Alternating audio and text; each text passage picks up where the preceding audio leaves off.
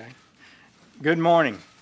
I'm here today to announce that the program known as DACA that was effectuated under the Obama administration is being rescinded. The DACA program was implemented in 2012 and essentially provided a legal status for recipients for a renewable 2-year term, work authorization, and other benefits, including participation in the Social Security program to 800,000 mostly adult illegal aliens. The policy was implemented unilaterally to great controversy and legal concern after Congress rejected legislative proposals to extend similar benefits on numerous occasions to this same group of illegal aliens. In other words, the executive branch, through DACA, deliberately sought to achieve what the legislative branch specifically refused to authorize on multiple occasions. Such an open-ended circumvention of immigration laws was an unconstitutional exercise of authority by the executive branch. The effect of this unilateral executive amnesty, among other things, contributed to a surge of minors at the southern border that yielded terrible humanitarian consequences. It also denied jobs to hundreds of thousands of Americans by allowing those same illegal aliens to take those jobs. We inherited from our founders and have advanced an unsurpassed legal heritage, which is the foundation of our freedom, our safety, and our prosperity. As Attorney General, it is my duty to ensure that the laws of the United States are enforced and that the constitutional order is upheld. No greater good for the overall health and well-being of our republic than preserving and strengthening the impartial rule of law. Societies where the rule of law is treasured are societies that tend to flourish and succeed. Societies where the rule of law is subject to political whims and personal biases tend to become societies afflicted by corruption, poverty, and human suffering. To have a lawful system of immigration that serves the national interest, we cannot admit everyone who would like to come here. It's just that simple. That would be an open borders policy, and the American people have rightly rejected that. Therefore, the nation must set and enforce a limit on how many immigrants we admit each year, and that means all cannot be accepted. This does not mean they are bad people or that our nation disrespects or demeans them in any way.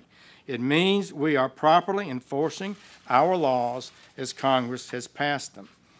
It is with these principles and duties in mind, and in light of imminent litigation, that we reviewed the Obama administration's DACA policy. Our collective wisdom is that the policy is vulnerable to the same legal and constitutional challenges that the courts recognized with respect to the DAPA program, which was enjoined on a nationwide basis in a decision that was affirmed by the Fifth Circuit Court of Appeals.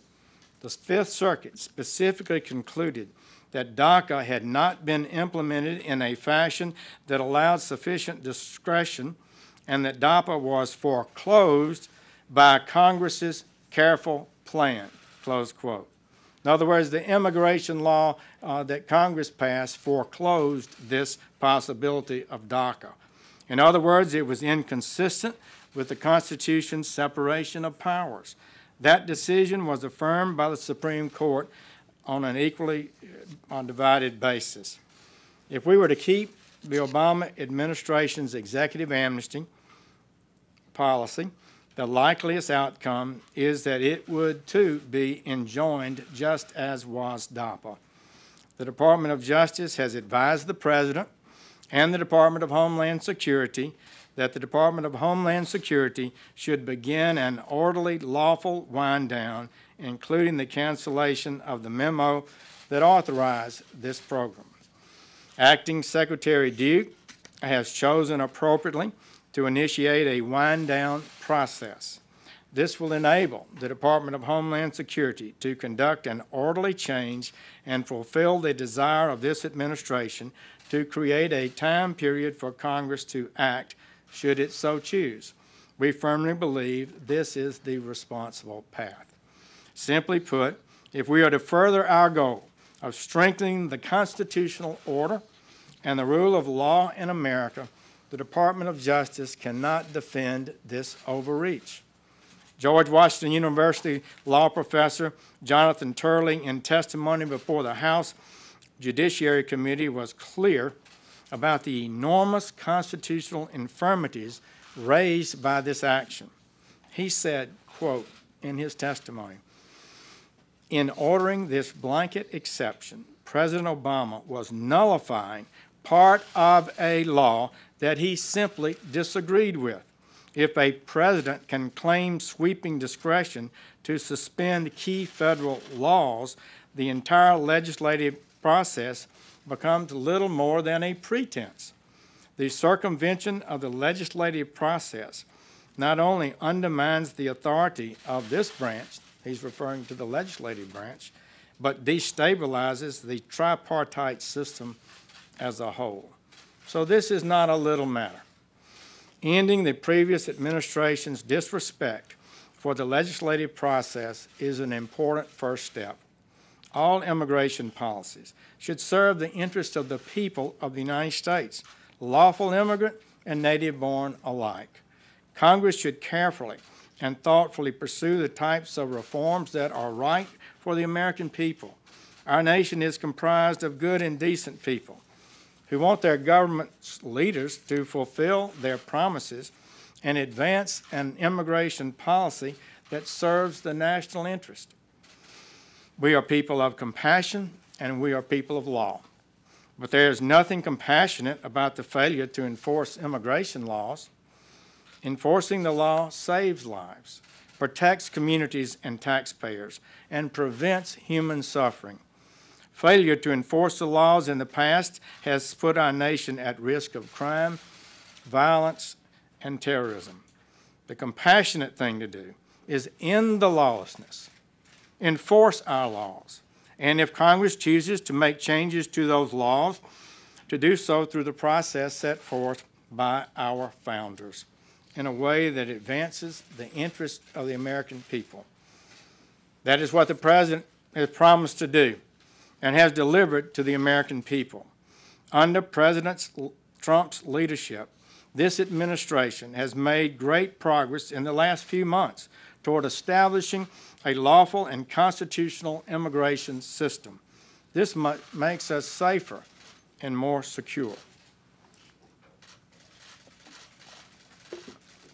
It will further, economically, the lives of millions who are struggling, and it will enable our country to more effectively teach new immigrants about our system of government and to assimilate them to the cultural understandings that support it. The substantial progress in reducing illegal immigration at our border seen in recent months is almost entirely due to the leadership of President Trump and his inspired immigration officers. But the problem is not yet solved, and without more action, we could see illegality rise again rather than be eliminated.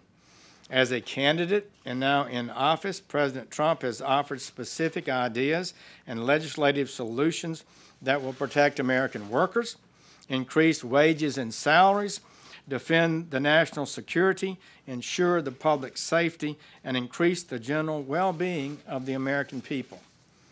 He has worked closely with many members of Congress, including in the introduction of the RAISE Act, which would produce enormous benefits for our country. And this is how our democratic process works. There are many powerful interest groups in the country, and every one of them has a constitutional right to advocate their views and represent whomever they choose.